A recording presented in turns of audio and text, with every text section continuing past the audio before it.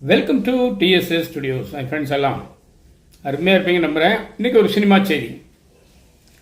மக்கள் கலைஞர் தென்னகத்து James bond Jaishankar பற்றிய விஷயம். அவருடைய இயற்பெயர் சங்கர். சினிமாவுக்காக ஜெய்சங்கராக மாறினார். அவர் நடித்த முதல் படம் எது தெரியுமா உங்களுக்கு? இரவும் பகலும். இரவும் பகலும்னு ஒரு படம். Director Joseph Thaliath. அவர் இவரை நம்பி வச்சு படம் எடுத்தார். ஓரளவுக்கு போச்சு. புதுமுகங்கிற மாதிரி இல்லாமல் ஓரளவுக்கு நல்ல படம் அது போச்சு. அதுக்கப்புறம் ஜெய்சங்கர் பல படங்களில் பல வேடங்களில் பிரமாதமாக நடித்து நல்ல முன்னுக்கு வந்துட்டார். இத்தனைக்கும் அந்த சமயங்களில் எம்ஜிஆர், சிவாஜி போன்ற ஜாம்பவான்கள் பீக்கில் இருந்தாலும் உச்சத்தில் இருந்தாலும் இவரும் இடையில அப்படியே நைஸாக கூட்டமாக போகிற மாதிரி நல்லாவே வந்துட்டார். அதை விட அவர் ஜேம்ஸ் பாண்ட் ஏன் பெயர் வாங்கினார் அப்படின்னா, மாடர்ன் தியேட்டர்ஸில் அவரை வச்சு நிறைய படம் எடுத்தாங்க. எல்லாமே அந்த துப்பறியும் கதை, சிஐடி கதை, அந்த மாதிரி ஒரு நல்ல பல படங்களில் நடித்து நல்ல முன்னுக்கு வந்துட்டார். ஆனால் முன்னுக்கு வந்துட்டாரே தவிர அவர் அந்த பழசை மறக்கலை. முதல்ல நம்ம எப்படி கேமரா முன்னாடி நின்னோம், எப்படி நடித்தோம், அதுக்கு யார் காரணம், இயக்குனர் யார் அப்படிங்கிறத அவர் சௌகரியமாக மறக்கலை. கஷ்டப்பட்டு ஞாபகம் வச்சுருந்துருக்கார்.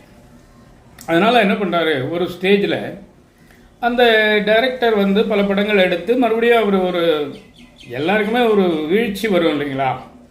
கிராஃப் மாதிரி தான். ஒரு ஏற்றம் இருந்தால் பின்னாடி ஒரு இறக்கம் வந்துகிட்டே இருக்கும். அந்த மாதிரி அவர் ஒரு கஷ்டமான சூழ்நிலையில் அவர் இருக்கார். ஜோசப் தலியத் இருக்கார். அப்போ இவர் என்ன பண்ணுறார், நேராக அவங்க வீட்டுக்கு போகிறார்.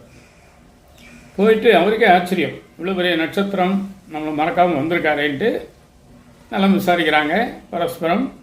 ஆனால் கடைசியாக என்ன கேட்குறாரு ஜெய்சங்கர், உங்களுக்கு நான் ஏதாவது ஒரு உதவி செஞ்சே ஆகணும், என்னன்னு சொல்லுங்கள், உங்களுக்கு என்ன தேவை இருக்கும் இப்போ? அவர் ரொம்ப சாதாரணமாக சொல்லிட்டாராம், இப்போ நீ உதவி செய்யணும்னு எனக்கு வந்திருக்க இல்லையா, அதுக்கு என்ன காரணம்? இவ்வளோ சம்பாதிச்சாரே ஏன் இப்படி ஏழ்மையாக இருக்காரு அப்படின்னு தான் நீ நினைக்கிறேன். அப்படி இல்லை, நான் ஒரு ஒண்டி கட்ட, எனக்குன்னு தனிப்பட்ட பெரிய தேவைகள் இல்லை. குடும்பம், குழந்தை அப்படியெல்லாம் எனக்கு பிரச்சனையே இல்லை. எனக்கானதை வச்சுட்டு மீதியெல்லாம் நான் தான தர்மம் பண்ணிட்டேன். அதனால தான் இந்த நிலைமையில் இருக்கேன். அதனால் நான் என்ன சொல்கிறேன்னா, நீ எனக்கு எந்த விதமான உதவியும் செய்ய வேண்டாம்.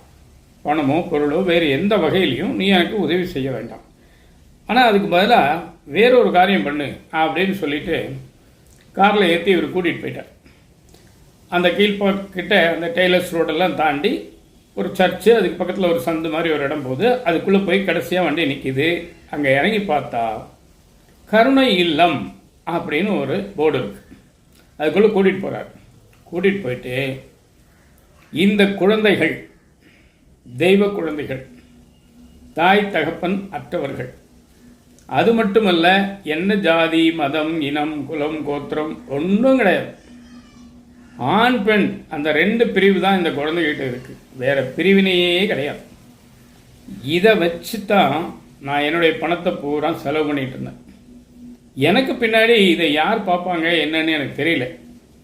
உன்னால் முடிஞ்சா கடைசி வரைக்கும் நீ இதை கவனிச்சுக்கோ, இதை நீ டேக் கேர் பண்ணிக்கோ அப்படின்னு சொல்கிறார். அப்படியே ஜெய்சங்கர் உருகி உட்கார்ந்துருக்கார். கேமரா இல்லை, டைரக்டர் இல்லை, படம் இல்லை, ஆக்ஷன் சொல்லலை. ஆனால் கண் கலங்குது, நெஞ்சம் பதறுது. அந்த சமயத்தில் ஒரு குழந்தை ஜெய்சங்கரோட காலை கட்டி பிடிச்சிக்கிச்சான்.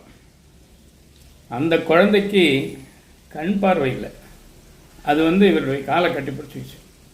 அப்போ தான் அவர் சொன்னாராம், இந்த நடிகர் பிரபல நடிகர்னு ஒன்று இங்கே இருக்க எல்லாருமே ஆச்சரியத்தில் மிதந்துட்டு இருக்காங்க. இப்போ பார்வையற்ற குழந்தை கூட அதை கேள்விப்பட்டு காலை கட்டி பிடிச்சிருக்கேன், இதுலேருந்து நீ புரிஞ்சுக்கோ அப்படின்னு சொல்லும்போது உண்மையிலேயே ஜெய்சங்கர் கண்ணிலேருந்து தாரதாரையாக தண்ணி வந்துடுச்சான்.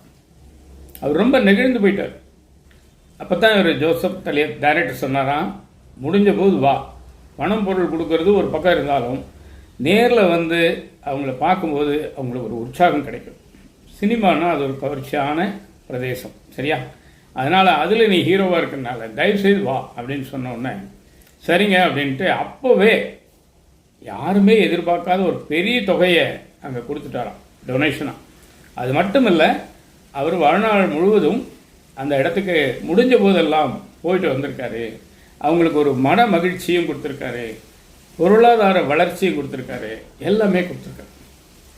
சினிமா நடிகர்கள் பல விதமாக இருக்காங்க.